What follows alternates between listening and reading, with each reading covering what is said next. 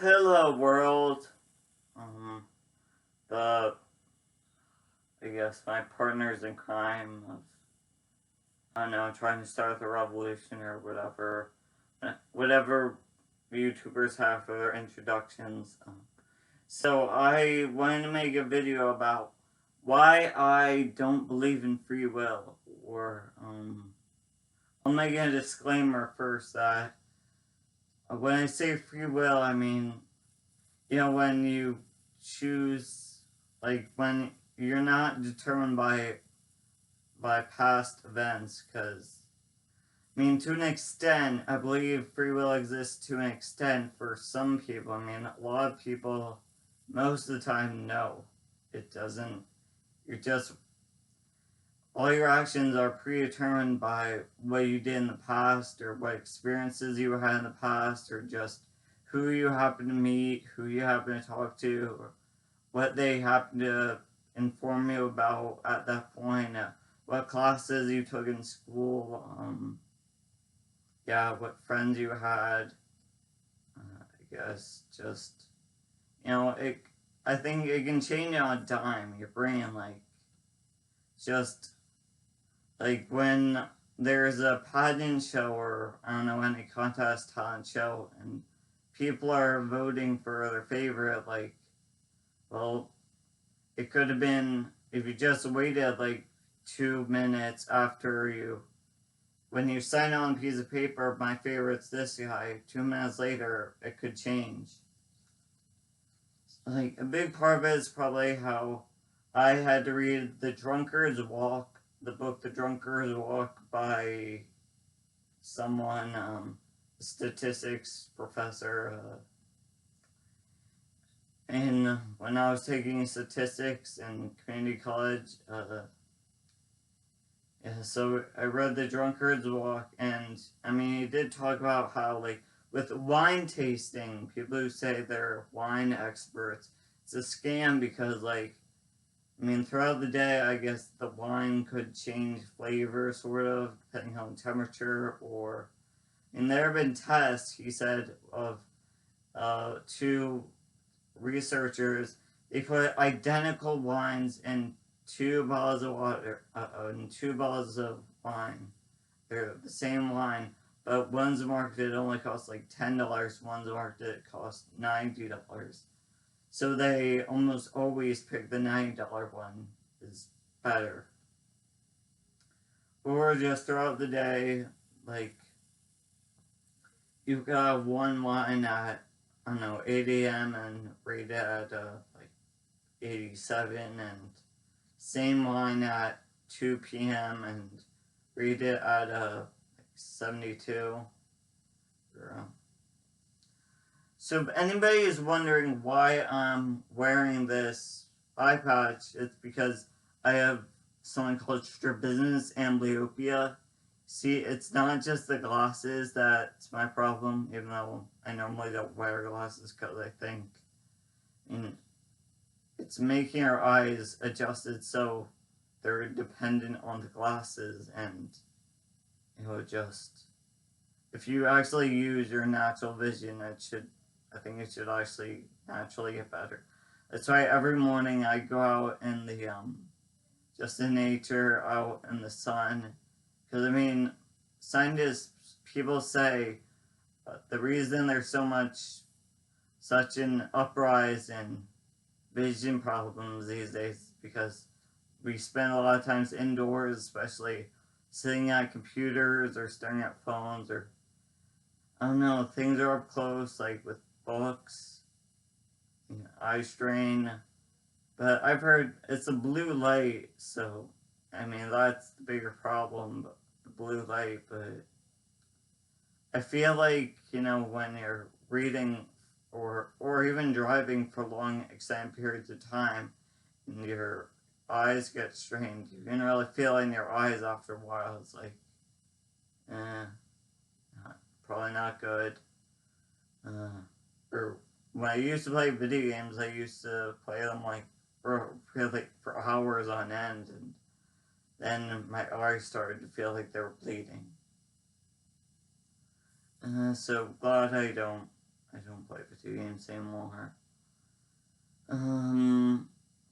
So free will is a tricky concept because there's also something called determinism, where, quantum physics has kind of shown that this is true, where our present or future is determined by the past, and so the past simultaneously generates the future, and the present simultaneously generates the future, and future generates the present. And I don't know, some people just have more power, I guess, than others. So it's like the majority of people, the average Joe, I think, like, they don't have free will because, like, convenience is a big determiner for just what we choose. Like veganism, the reason a lot of people, well, the first thing, a lot of people just eat because they're bored or it's tradition. They say, it's tradition, or they could say tastes good, or sometimes, I find that I enjoy other things like painting, origami, using my pastels, meditating, doing Tai Chi, yoga. I know that, believe it or not, there is a world beyond food. In psychology, I actually said there's something called oral fixation, where you're just remembering that when you were an infant and your only pleasure was sucking through the mouth, like breastfeeding. And so pleasure through the mouth is just how you think of getting pleasure, and that's probably why people chew gum a lot, or, I don't know, smoking, or chewing tobacco, or, yeah, it's the typical American. Just putting things in your mouth. That's why I think there are a lot of, I'll say, cults in Asia. I don't know if they're really cults, because that's like forced labor, and they cut all your connections with people outside the church. But I'll say there's sects in Asia, exclusive groups that their meditation is they always use a mudra called the Kesari mudra in yoga, but I like Heaven's Bridge because that's just how I first heard about it, through Tai Chi. Like, maybe that's part of the thing against free will, how you just like what came to you first a lot of the time. Like, people are unwilling to change a lot of time. That's why I guess a lot of people keep eating animal products, even though there's no reason, and like, it's cultural lag, they say, because now we have agriculture, we have greenhouses, and we have so many plants. We can even fly it in from other countries, or even if you make that argument that it's like there's such a big carbon footprint by the avocados. Well, you don't have to eat avocados or bananas or coconuts or pineapple even, or I don't know, more exotic stuff that came from other countries to be vegan. And there's locavore, which I guess you don't have to be vegan.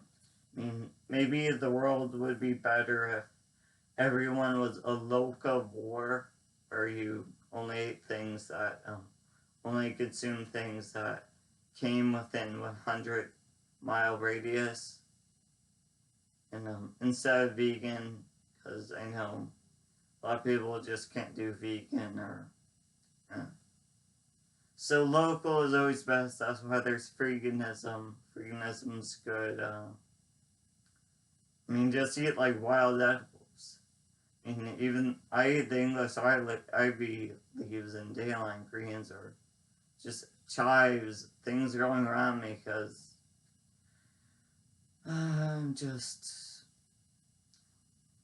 that brings me to another point, how I don't believe in free will. Because I think people are, a lot of the times, your life, how you turn out, is decided by just how you grow up. yeah, a lot of times, people are unwilling to change, especially veganism, because they just grew up with eating animals. Or, a lot of times people like the food, their favorite fruit, or sometimes I've been asking people their favorite fruit, and a lot of times it's just what you grew up with. Like, people say peaches because they grew up with a peach tree in their yard, or a lemon tree, so they like lemons. Or it's just what you grew up with. Like, I'm lucky enough to be in an area that's not just suburban, it's ex-urban. Or I don't know, there's some agriculture, like, I don't know, there's a lot of green space, open space with wild edibles. So, that's another thing I read about in Raj Patel's Stuffed and Starved.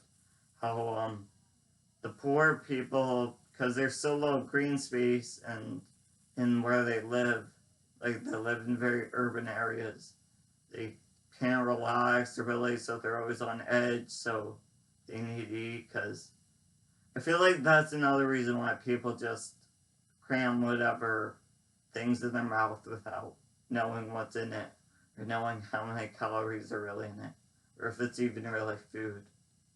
Because, they're nervous. Sometimes I feel people eat because they're scared. A lot of people do things because they're scared. Like, Alistair Crowley had the quote, "Falsehood is invariably the child of fear." I really like that one because, it's all falsehoods. Everything that people do that's not part of, I guess, their true will, or, I don't know, just something that doesn't fit in. Because people do it out of fear, something going against their conscience.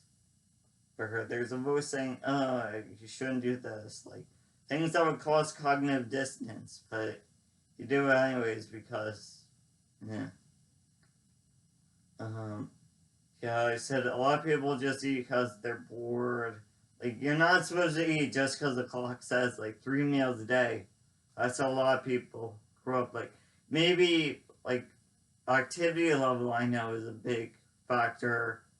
Like, if you didn't burn calories, if you didn't, like, go for a 3 mile or 4 mile or 5 mile run in between breakfast and lunch, you really need to eat at, like, 12 p.m., or just wait until you're hungry. Like, did you have exercise routines in the?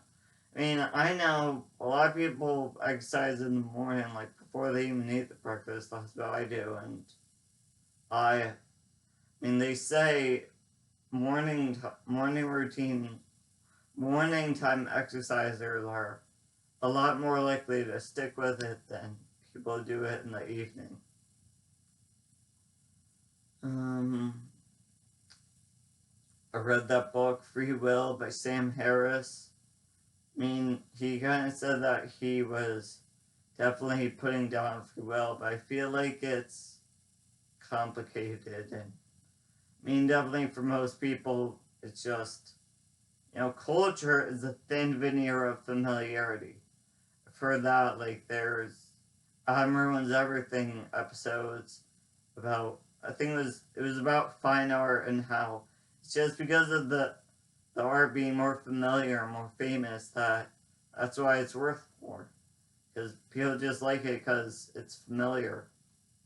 And that extends to a lot of things, like, for most people, what they choose to eat, or when to eat, or, yeah, what to eat when, just caused by familiarity. Like, I find that a lot of people think you can only eat pancakes and waffles at, like, 4 noon, and you can only eat oatmeal before noon, and I don't know, what the other breakfast foods, like breakfast cereals, or I know things that are marketed for breakfast. But no, I think if you want to eat oatmeal at 4:30 p.m., then go ahead, or 4:30 a.m. if you're up that early or late, or if you want to eat at 2 a.m. or p.m., go ahead. If you want to eat at 8:27 PM or AM, go ahead. Or, yeah, so whenever you want. Or if you want to eat, I guess a soup that you would normally eat for dinner, like supper. If you want to eat it at 9 a.m. or 9:48 a.m. or p.m. or 1:30, go ahead. Yeah, I don't see why we have to like stereotype foods, because I think a lot of people would normally only leave fruit for dessert, but now fruits, like, some people think you should always eat fruit, only eat fruit, which, I mean, we are primates, so just think, shouldn't we eat like other primates, but they mostly fruit, or, well, actually, they eat less than us, less often, just eat when they're hungry.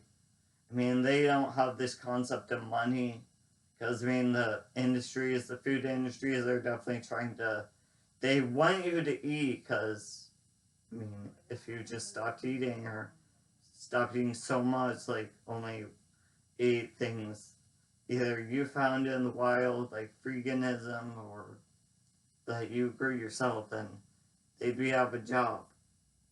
I think, okay, people, if your job's like that, like my sister-in-law, Tara, she kept saying, I kept making these comments sort of about veganism, like I was asking my mom, dietitian, so are peanuts a complete protein or whatever?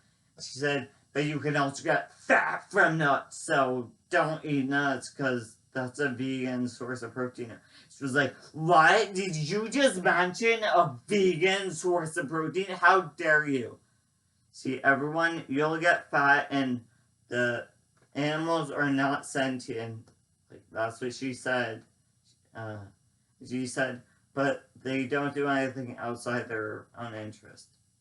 But again, that's altruism, not sentience. Even though they do things outside their own interest, they do help other species. Um, Kindness is I guess, it's survival of kindness, not survival of fittest. I mean, compassion does have health benefits. So, like, you can feel it in your heart less. I guess your arteries are less clogged when you're nicer to people, when you go out of your way to be compassionate. So free will, I said, I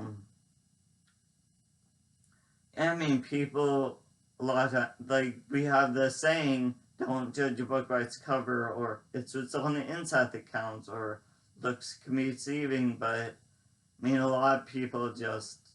most people just don't, they can't see past that. I guess they're too, tied back by their past experiences.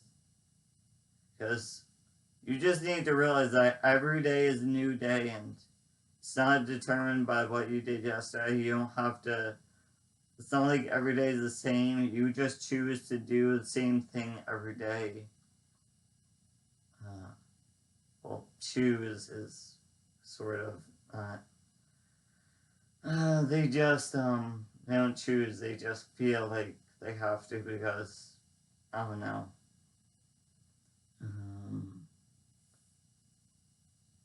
And yeah, I feel like, once you get in the habit of things, that's why they say it's a good habit to form, or, old habits die hard. That's part of no free will, because it's just, you do things out of habit. We're creatures of habit. Even when we know it's not good for us, we just do it because it's here. It's, just proximity, I think, is a big determiner. Like, I know most of the people at the martial arts studio I go to, they just live close to that martial arts studio, so they became a person who's really into Muay Thai or Taekwondo or whatever. And I guess most people just don't do it because they don't live in places where they'll have. I mean, I probably am the person that goes to that gym who lives the farthest, but maybe I have free will, or vegans have well, there's diverse groupings. Like, you gotta realize every group is diverse. Like, I saw comments about veganism said, I don't want to risk it. My brother went vegan and got into a car crash. Or my uncle went vegan and he turned out to be a child molester. Well, there were a lot of people who went vegan who didn't turn out to do any of those things. Like, just because he crashed his car doesn't mean that was because of what he ate. That was, people just crash their car. Like, there are lots of meat eaters who crash their car.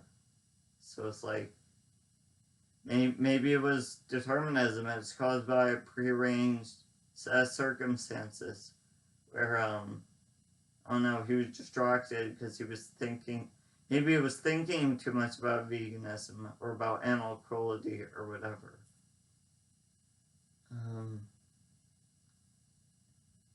And yeah, I mean, there are buttons you can buy that say, like, I used to eat meat, then I watched a documentary. Now I'm a vegan.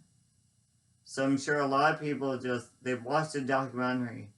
It wasn't their free choice. Maybe someone who was already vegan showed it to them, or I don't know, they were in some class that required them to watch it, or they just found out about it through some set of circumstances, like they read a certain book. Like Raj Patel's Tough and Inside, if you read that, hopefully it makes you go vegan, because it does kind of say some bad stuff about all the environmental consequences of like CAFOs and yeah, but so culture is just a thin veneer of familiarity. It's easy to manipulate the population. People just do what's most familiar.